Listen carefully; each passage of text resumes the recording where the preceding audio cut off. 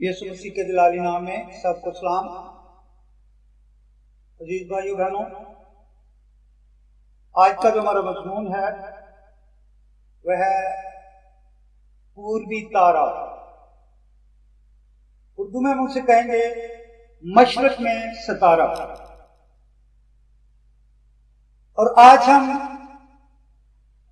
इंसान की इस सारी निजात का बंदोबस्त जो यीशु मसीह ने बनी आदम के लिए किया,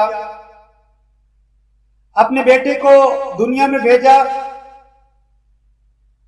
ताकि वो उनके लिए सलीब पर बलिदान हो, जान दे और उसके कुफारा के वसीला से हमारी निजात का काम पूरा हो। और ये सितारा गुनाहगारों को, बेदीनों को, दुनियादारों को, रद्द किए हुए को, गैर कौम को मसीह के पास लाने का वसीला बना। सो आज थोड़ा वक्त हम मशरक में सितारे के तलक से सीखेंगे। मत्ती रसूल की मार्फत लिखी थी यीशु मसीह की इंजील और उसके दूसरे बाब की पहली 3 आयत जब हम पढ़ते हैं तो यूं मरकूम है, जब यीशु हेरोदिस बादशाह के जमाना में यहूदिया के बैतलहम में पैदा हुआ तो देखो कई मजूसी पूरब से यरूशलेम में यह कहते हुए आए कि यहूदियों का बादशाह जो पैदा हुआ है वो कहां है, क्योंकि पूरब में उसका सितारा देखकर उसे सजदा करने आए हैं। यह सुनकर हेरोदिस बादशाह और उसके साथ यरूशलेम के सब लोग घबरा गए। बरकत और खुदा के कलाम के पढ़े और सुने जाने पर आमीन। अजीजों,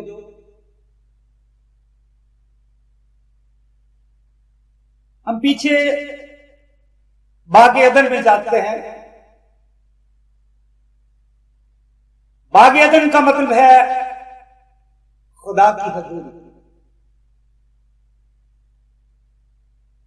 बाग अदन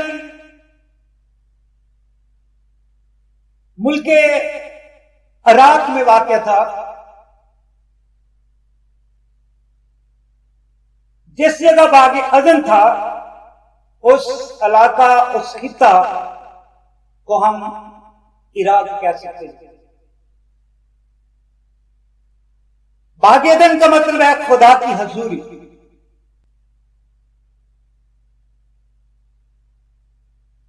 जब खुदा ने दुनिया के निजाम फितरत को बनाया, आसमान को छोड़कर जमीन पर आया, तो लिखा है कि जमीन वीरान और सुनसान थी, गराहों के ऊपर अंधेरा था, खुदा की रूह पानी की सतह पर जुम्बश करती थी। तो फिर खुदा ने उस वीरान सुनसान जमीन को खेती बाड़ी के काबिल बनाया और लिखा है कि अदन में खुदा ने एक बाग लगाया।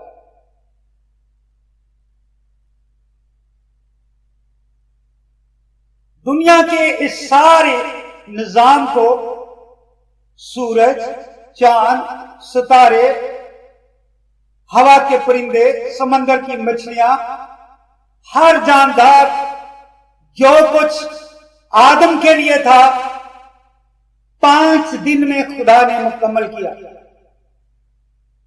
6ठे दिन आदम हवा को बनाया और उसे दावत देता है, आ मेरे साथ आराम में दाखिल हो जा।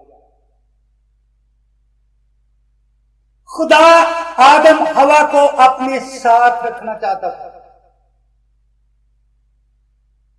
यह मासूमियत का वक्त है, यह पाकीज़गी का जमाना है। आदम और हवा खुदा के साथ रह रहे हैं। जब सब कुछ खुदा, हर जानदार को जो खुदा ने बनाया आदम के सामने से गुजारा, आदम ने सबके नाम रखे। तो जब हवा आई तो आदम कहता है अब ये मेरी हड्डियों में से हड्डी और मेरे गोश्त में से गोश्त है, इसलिए ये नारी कहलाएगी।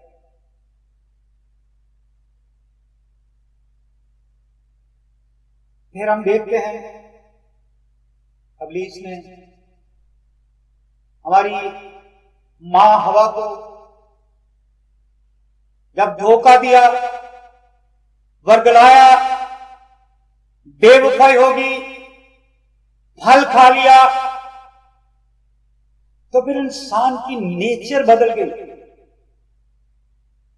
सोच बदल गई, बेवफाई आ गई। इंसान का ज़हन जो है बगावत पर उतर आया। और वही आदम जो पहले हवा के बारे कहता है अब ये मेरी हड्डियों में से हड्डी और मेरे गोश्त में से गोश्त है। और गुनाह करने के बाद जब गुनाह उसकी फितरत में आ गया, फिर वो खुदा पर इल्जाम तराशी करके कहता है वो औरत जो तूने मेरे लिए बनाई उसने मुझे दिया और मैंने खाया। भाइयों बहनों, खुदा नहीं चाहता था कि आदम और हवा खुदा से दूर थी। खुदा उसे अपने साथ रखना चाहता था। खुदा अपनी हजूरी में रखना चाहता था। शायर लिखता है जब खुदा ने सब कुछ बना लिया तो खुदा फरमाता है लै ओए आदमा अदन दिया मालका ओए, एहो जिहा मैं तेनू बना दिता ही, रंग दे के अपनी रंगना दा बेरंग नू रंग चढ़ा दिता ही, तेनू अपनी शक्ल छबी दिती, चमक अपनी नाल चमका दिता ही, इथों खा मेवे मन मर्जी दे सारा बाग तेरे नामे ला दिता ही। पर जेड़ा बाग दे है विचकार बूटा इहदे वल ना कर ध्यान बैठी, ये रोखी मेरिया गैरतां दा इस रुख दी छां ना मान बैठी। वस पै जाएगा ऊंट कटारियां दे मेरी जान बे जान ना हो बैठी, मीम मैं नहीं इहो जिहा फेर रहना तेतली ना तोड़ तरान बैठी। इबलीस आ गया, मौका मिलदे नाल ही हवा को लाया ते हवा नूं वरगलाया, हवा नूं फल खाण वास्ते तैयार कर लिया। कहंदा फल खाओगे ते तुहाड़ियां अखां खुल जाणगियां, तुसी नहीं ते जानदे फल खुदा ने अपने खाण लई रखिया है। जदों तुसी ये फल खाओगे ते खुदा वर्गे हो जाओगे। लिखिया है सुंदर फल नूं हथ वधा के ते कर उस दरख्त नालों वख लिया, वेखो सौदा किया जा करन लगी, लखों लख दे के वट कख लिया। मजा फल दा चखदी ने मजा अपनी मौत दा चख लिया, अद्धा तोड़ के फल सू आप खादा, अद्धा साथी दे वास्ते रख लिया। कहंदी लै वे आदमा अदन दिया मालका वे, पक्की मालकी दी मैं कलामात आंदी, इस निक्के जे रुख दे विच पा के अज चुक सारी कायनात आंदी, अखां मीट के खा जा साथिया तेरे वास्ते पक्की नवी सगात आंदी। आदम ने भी नहीं देखा, अखां मीट के फल नूं खा लिया, साथी दी गल ते लग गया, अखां खुल गईयां। ठंडे वक्त खुदा आया, आवाज मारदा छुपदे पे ने। खुदा गुस्से विच आके अपना फैसला सुनांदा है ते आखदा लै ओए आदमा अदन दिया मालका, तेरी मालकी अज तो खत्म हो गई। लै ओए बेवफावा अज तेथों शुरू बेवफाई दी रस्म हो गई, जेड़ी लगी सी तेरी तलब मैनू मेरे कहर दी अग नाल भस्म हो गई। हुण तू पल नहीं इत्थे रह सकदा, मैनू अपनी जात दी कसम। आपे ही सांभुआ बाग नूं लुटिया ही आपे सिर दे ताज नूं सुटिया ही जाए राजकुमारा अदन दिया तेन राज चलाना है। और तू ते अपने जमण तो भी पहलो नंग पनंगा एडियां शर्मा वालिया तेन हुण क्यों आवे संगा। और मैं होया जिदा तेन हुंदा रोज नजारा हुण क्यों लुकना फिरना वड्डिया पड़देदारा। पहले दिन तो तेनू सी ये सारी गल समझाई जे तू मैथों बदल गया ते जानिया बदल खुदाई। ना तू हथी गोडी कीती ना तू पानी लाया इस बाग दा तू बेकदरा ताई कदर नहीं पाया। इना चिर समझाया तेनू तेनू समझ नहीं आई ते जा हुण अपने मुड़के दी तू खांदा फिरी कमाई। इथों तुर जा राखिया बाग दिया तेनू बाग सजाना नहीं आया। खुदा ने अपना हुक्म सुनाया। गुनाह के सौब से खुदा अदालत करता है। आदम की अदालत हुई, हवा की अदालत हुई, सांप की अदालत हुई। खुदा उसी वक्त अपना फैसला सुनाता है जो पैदाइश की किताब के 3 बाब की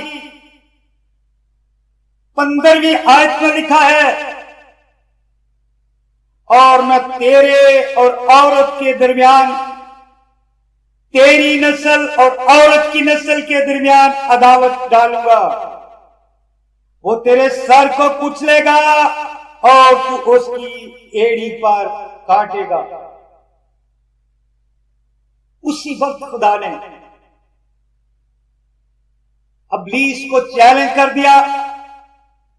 अब्लीस को याद दिलाया कि एक वक्त आएगा जो तेरे सर को कुचलेगा, जो दोबारा आदम हवा की इस ताकत को बहाल करेगा। भाइयों बहनों, जो अजल से जबा किया हुआ खुदा का बर्रा यीशु मसीह नासरी, जिसका जिक्र पैदाइश 3 बाब की 15वीं आयत से हमें मिलता है, अब यीशु मसीह ने अपना काम शुरू कर दिया।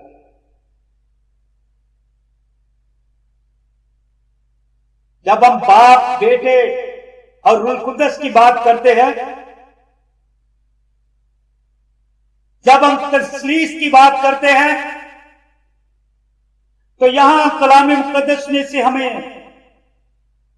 बाप, बेटे और रूह कुद्दस का बड़ा खूबसूरत पैटर्न मिलता है, बड़ा खूबसूरत नमूना मिलता है कि बाप ने बागे अदन में अपने काम को पूरा किया और बागे अदन से लेकर कोई सीना से लेकर कोई कलवरी, मां कबर शैतान पर फतह पाकर आसमान पर उठाए जाने तक हमें बेटा नजर आता है, हमें यीशु मसीह नजर आता है,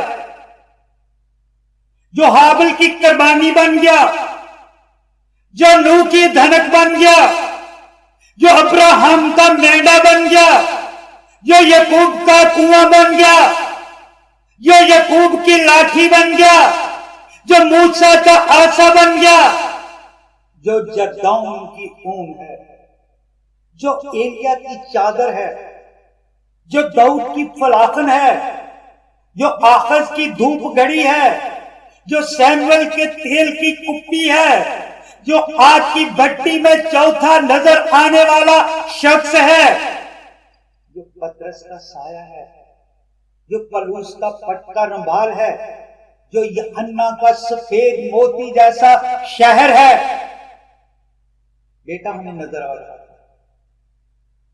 अब्लीस के सर को कुचलने वाला यीशु मसीह, खुदा का बर्रा, मरियम का लाडला हमें नजर आ रहा है।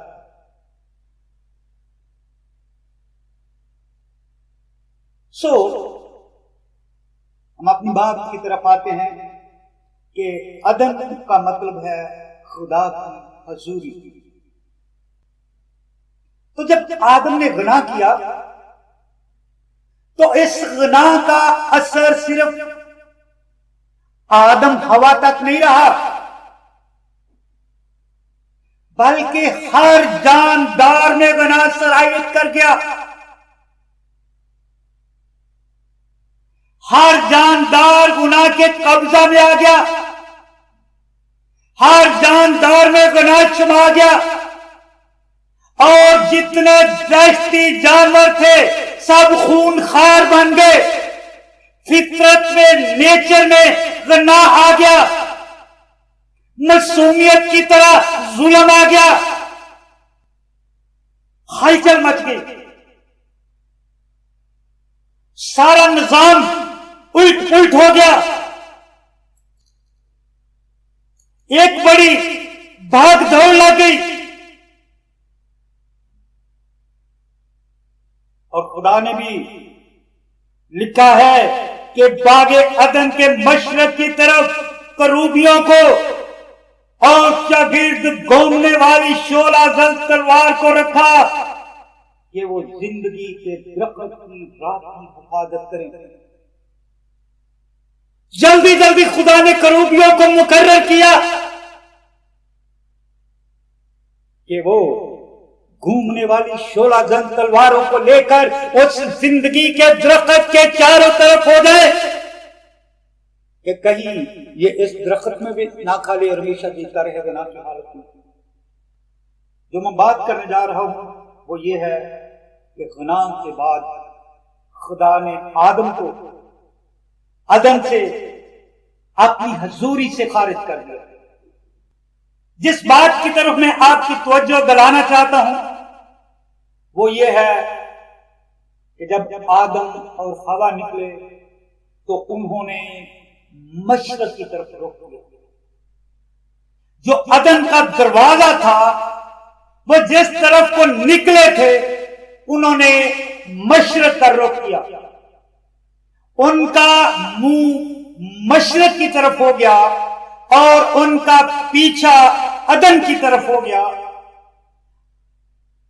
उनका पीछा अदन यानी खुदा की हजूरी की तरफ हो गया और उनका मुंह मशरक की तरफ हो गया। और मशरक का मतलब है खुदा से दूरी, बेवफा लोगों का इलाका, खुदा से बगावत करने वाले लोग। मशरक का मतलब है खुदा की हजूरी, अदन का मतलब है खुदा की हजूरी, और मशरक का मतलब है खुदा से दूरी। तो गौर कर, जब खुदा की हजूरी की तरफ पीछा किया और आदम अदन से बाहर हो गया, उन्होंने फिर पीछे मुड़ के नहीं देखा, बल्कि जितनों ने खुदा से बेवफाई की वो मशरक की तरफ बढ़ते बढ़ते बढ़ते बढ़ते बढ़ते गए। आदम के बाद कायन ने गुनाह किया, वो अपने बाप से भी आगे बढ़ गए। असाऊ ने बेवफाई की, वो अपने बाप से भी आगे बढ़ गए।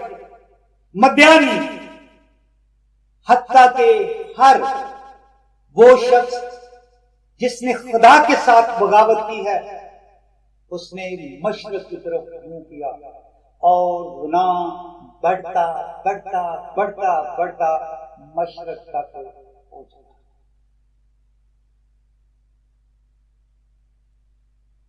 जब मशरक में पहुंचते हैं, जिस जगह से सूरज तुलू होता है, जिस जगह से सूरज निकलता है, उस जगह जापान है। और अगर हम हिस्ट्री को देखें, तजर्बे के तौर से मालूमात करें तो इराक से इस तरफ जितने भी मुल्क एशियाई हैं उनके आगे ईरान है, उसके आगे अफगानिस्तान है, उसके आगे पाकिस्तान है, उसके आगे हिंदुस्तान है, उसके साथ चाइना है, जापान है। उस जमाने का ये सबसे बड़ा बुतप्रस्त इलाका था, जो खुदा की दूरी को याद करता है, जो बेवफाई को याद दिलाता है। तो खुदा इसलिए आया कि गुनाहगार जिंदगी पाए और कसरत की जिंदगी पाए। उसने जहान से ऐसी मोहब्बत की कि अपना इकलौता बेटा बख्श दिया, ताकि जो कोई उस पर ईमान लाए हलाक न हो, बल्कि हमेशा जिंदगी पाए। अजीज भाइयों बहनों, जब वक्त पूरा हुआ, क्योंकि खुदा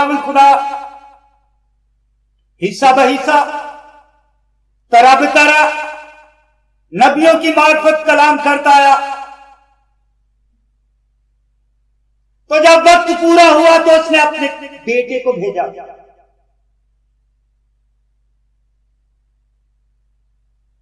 तो बेटा जो सलामती का शहजादा है, जो अमन का बानी है, वो कहां आया? सलामती के शहर यरूशलेम में। जब खुदा आया इराक में, अदन में, जब बेवफाई हो गई, पहला गुनाह अदन में, पहला गुनाह इराक में, पहला कत्ल इराक में, पहली कब्र इराक में, बुत परस्ती का अड्डा इराक में, बाबल का बुर्ज इराक में। तो खुदा ने अपना तख्त उठाया और अपने बंदा अब्राहम को भी इस इलाके से निकाला और एक नए मुल्क में, जो मुल्क कनान था, जो वादे की सरजमीन थी, वहां उसने अपना हेडक्वार्टर बना लिया था। और अब जब बेटे की सूरत में आया, सलामती का शहजादा बन के आया, अमन का बानी बन के आया, तो आपको वो सलामती के शहर यरूशलेम में आया, लेकिन अपना सितारा उसने कहां चमकाया? मशरक में। अपना सितारा कहां चमकाया? पूरब में। अपना सितारा कहां चमकाया? जहां खुदा से दूरी थी, जहां गुनाहगारों का इलाका था, जहां बेवफा थे, जिन्होंने खुदा से रुख मोड़ा था, जिन्होंने खुदा से मुख मोड़ा था, वहां अपने सितारे को चमकाया। वहां लोगों ने उसका सितारा देखा। स्कॉलर तरह तरह के ख्याल बयान करते हैं। कुछ बयान करते हैं कि वो मजूसी बादशाह थे, बहुत बड़े सौदागर थे, सोना मोर लबान उनका कारोबार था। मिस्र की मंडियों में वो सोना मोर लबान की सौदागरी करते थे और सितारों का हिसाब लगाना उनका शुगल था। वो अपने मजहब के स्कॉलर थे, वो दानिशमंद लोग थे। वो उन सितारों से हिसाब लगा के खुदा की मर्जी को जानते थे। वो आतिशप्रस्त, वो आग की पूजा करने वाले लोग, वो मशरकी लोग, वो मजूसी, जब मशरक में वो सितारा चमका तो उस तारे ने उनकी डायरेक्शन चेंज कर दी, उनका रुख बदल दिया, उनकी सोच बदली, उनका इरादा बदला। वो इंसान जो खुदा की हजूरी की तरफ पीछा करके गना की तरफ बढ़ता ही जा रहा था, बढ़ता ही जा रहा था, जब मशरक में सितारा चमका तो उनका रुख चेंज हो गया, उनकी डायरेक्शन चेंज हो गई और अब उनका मुंह मशरक की तरफ नहीं बल्कि अब उनका रुख यरूशलेम की तरफ, सलामती के शहर की तरफ, सलामती के शहजादे यीशु की तरफ हो। हालेलुया! जोरदार तालियां बजाइए यीशु के जलाल के लिए। वो तारा पूरब में चमका और गायब हो गया। मजहबी स्कॉलर कई तरह की दलीलें पेश करते हैं।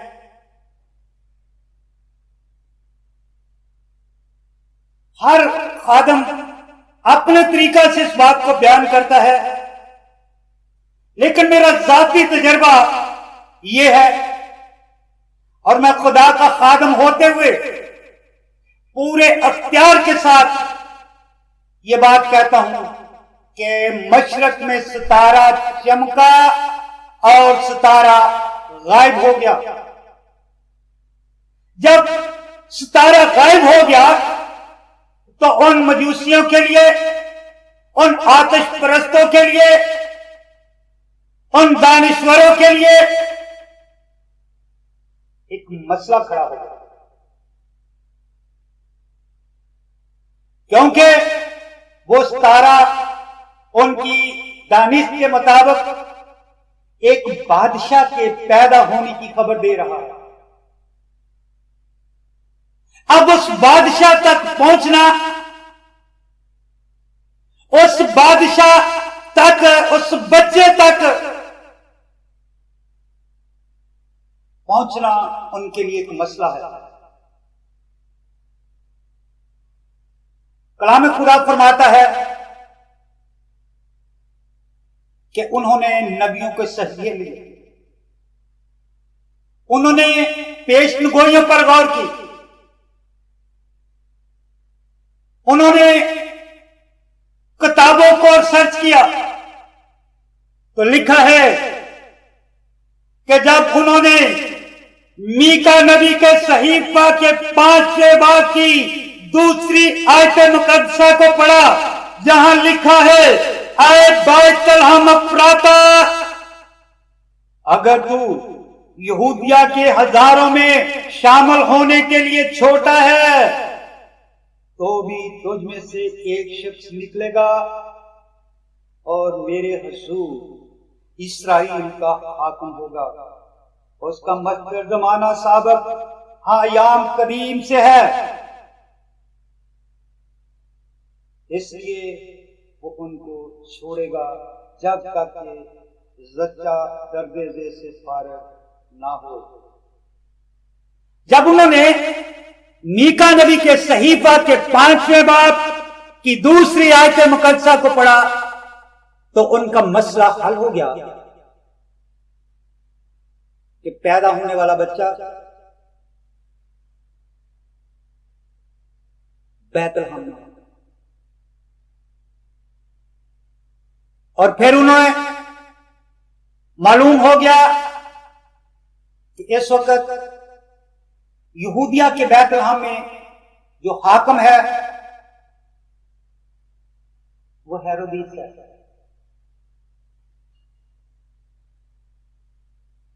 अब हेरोदीस तक पहुंचना उनके लिए कोई मसला नहीं, क्योंकि मिस्र की मंडियों तक वो पहले जाते थे।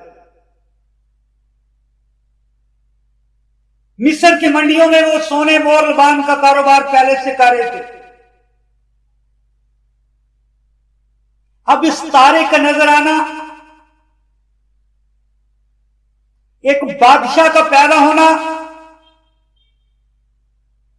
उनके लिए एक बड़ी खुशी की खबर है।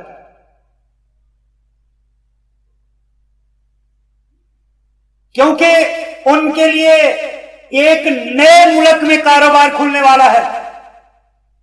एक नए बादशाह के साथ उनका राबता होने वाला है।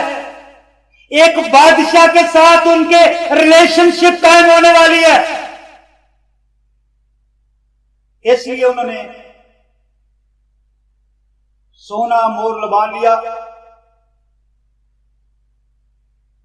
और उस बच्चे के लिए तहफ़ लेकर सीधे यहूदिया के बादशाह के घर तक पहुंच गए।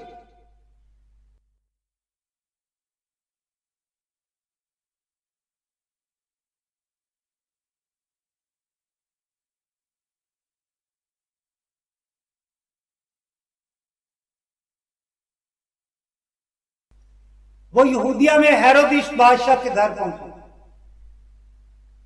यहां मैं आपको फिर वही बात दोबारा दोहराना चाहता हूं। जो लोग कहते हैं कि वो सितारे की रहनुमाई में गए, लेकिन मैं जिम्मेदारी के साथ कहता हूं कि सितारा उनके आगे आगे नहीं चला और ना ही बादशाह के घर तक उन्हें सितारे की रहनुमाई की जरूरत थी और ना ही सितारा उनको हेरोदिस के घर तक लेके आया है, क्योंकि मिस्र की मंडियों तक वो पहले ही आते थे और आगे तकरीबन 40-45 दिन का सफर है, वो कनान तक पहुंच जाते हैं। और मीका की पेशनगोई के मुताबिक यहूदिया का बादशाह हेरोदिस है और उनकी सोच के मुताबिक बच्चा हेरोदिस के घर ही पैदा हुआ है, इसलिए वो सीधे हेरोदिस के घर ही पहुंच जाते हैं। और दूसरी बात, साइंस ये साबित करती है, नासा वाले ये साबित करते हैं कि सितारे नहीं चलते बल्कि सियारे चलते हैं और ना ही सितारे दिन के वक्त गायब होते हैं, सितारे चमकते रहते हैं। आपने तजर्बा किया होगा, जिनकी नजर बड़ी तेज है, जो कबूतरबाज हैं, इनसे पूछें, इनको दोपहर को भी तारे नजर आते हैं। और यह हकीकत है कि तारे दिन को भी नजर आते हैं, लेकिन रात के वक्त क्योंकि अंधेरा होता है इसलिए हमें वाज़े तौर से नजर आ जाते हैं। हेरोदिस के घर जब पहुंचते हैं तो थोड़ा सा हेरोदिस की जिंदगी पर भी, उसके पास मंजर पर भी गौर करें। हेरोदिस रूमियों का बादशाह था, रूमी था और रूमियों ने यहूदियों के ऊपर मुसल्लत किया था। रूमी हेरोदिस को अपना बादशाह नहीं मानते थे।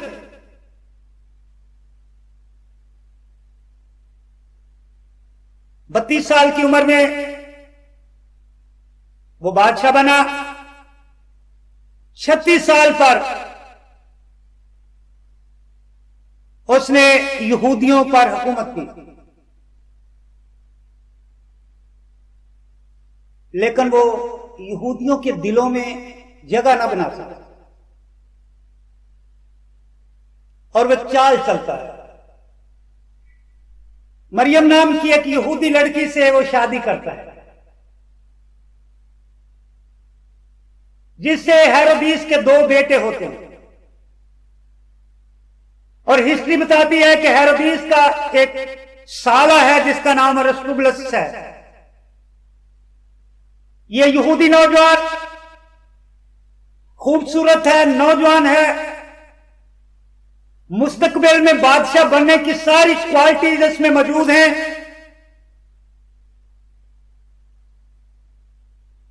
हेरोदीस हर वक्त उस नौजवान अरिस्टोबुलस से खौफजदा रहता है। वो भाग चुका था, वो इस बात का अंदाजा लगा चुका था कि मुस्तकबिल में ये यहूदियों का बादशाह बन सकता है। वो एक मकारी की चाल चलता और उस नौजवान यहूदी लड़के अरिस्टोबुलस को कत्ल करवा देता और पानी के चश्मे के आगे तालाब बने हुए थे, उनमें उसको उसकी लाश को फेंक देता है और मनसूई गाह मुख्तियार करके उसके कफन दफन का बड़ा अच्छा इंतजाम करता है और अपनी बीवी पर यह साबित करता है कि यह कत्ल मैंने नहीं किया।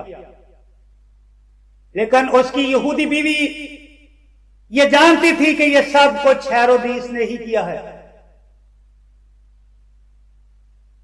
जब वह अपनी बीवी को मुतमिन ना कर सका तो उसने ज़नाकारी के इल्जाम में उस यहूदी औरत को भी कत्ल करवा दिया।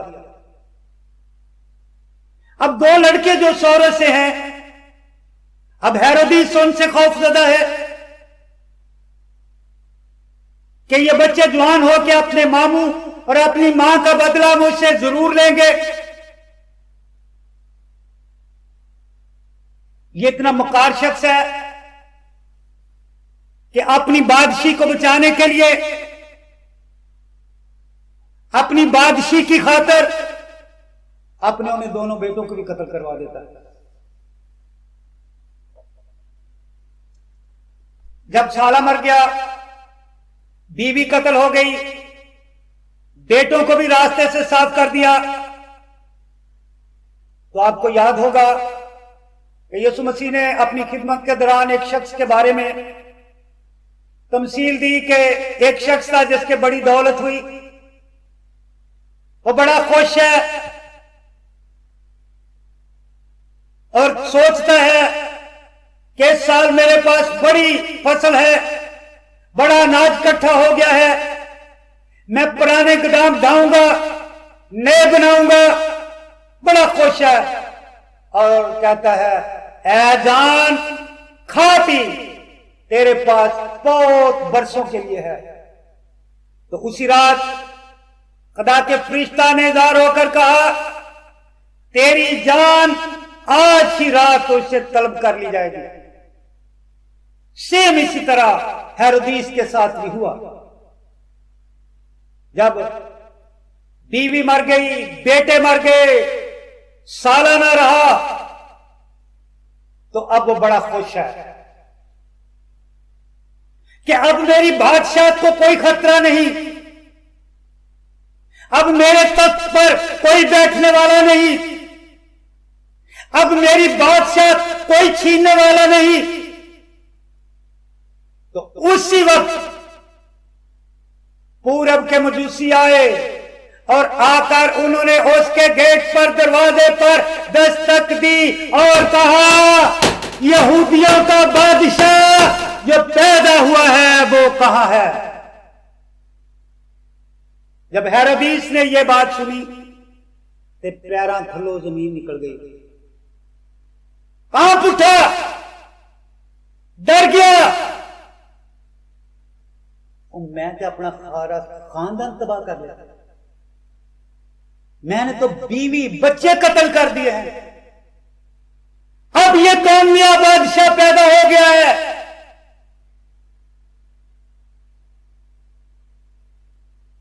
मसीह की पैदाइश में उसे खौफजदा कर दिया। मसीह की पैदाइश की इस खबर ने उसकी नींदों को हराम कर दिया। मजूसियों को अपने दरबार में पेश करता, नजूमियों को, जादूगरों को, दानिशमंदों को, फालगिरों को बुलाता और उनसे सवाल करता है, मसीह की पैदाइश कहां होनी चाहिए? तो उन्होंने क्या जवाब दिया? यहूदिया के बैतलहम में। डर गया और मजूसियों के साथ एक नई चाल चलता है और कहता है, जाओ उस बच्चे को तलाश करो और जब मिले तो आकर मुझे भी खबर दो। अजीज भाई बहनों, और यह भी सवाल करता है कि वो तारा तुमने कब देखा था? तो मजूसी क्या कहते हैं? पूरब में। ये नहीं कह रहे कि हम उसकी रहनुमाई में आए हैं, ये नहीं कह रहे तारा हमारे आगे आगे चलता रहा है, बल्कि कह रहे हैं पूरब में उसका तारा देख कर आए हैं। और लिखा है जब वो बादशाह के महल से बाहर जाते हैं तो वो तारा जो उन्होंने पूरब में देखा था फिर उनके आगे आगे चला और उस जगह पर जाकर ठहर गया जहां वो बच्चा था।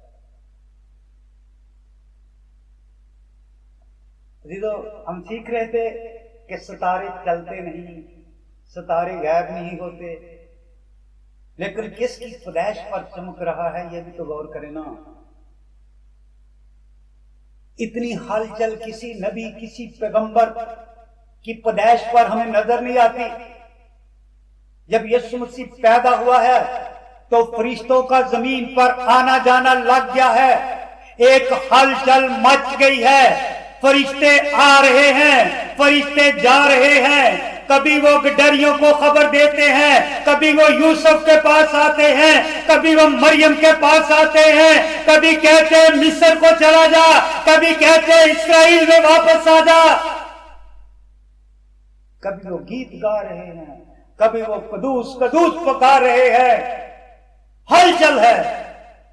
और जब इतनी खुशी है, इतनी हलचल है, बादशाहों का बादशाह आने वाला है, तो उस वक्त सितारा भी उनके आगे आगे चल पड़ा और उस जगह के ऊपर जाकर ठहर गया जहां वो बच्चा था। हालेलुया! जोरदार तालियां यीशु के दरबार के लिए।